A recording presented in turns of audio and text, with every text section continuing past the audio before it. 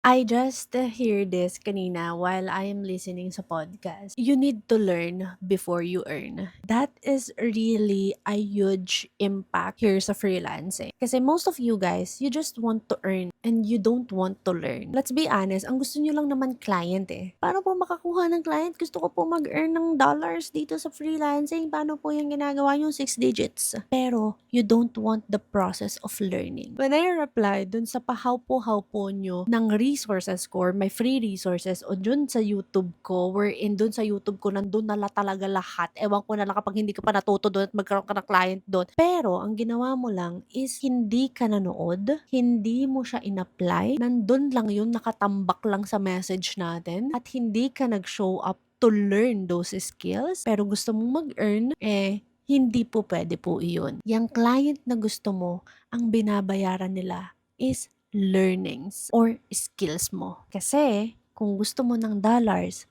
you need to trade in sa learnings or skills mo. Kaya kung wala ka nun, wala kang dollars. And that's the reality here in freelancing. Kung gusto mo ng client, kung gusto mo ng dollars, you should learn before you earn. Okay ba yon? And if you have any question, just let me know in the comment section. Okay?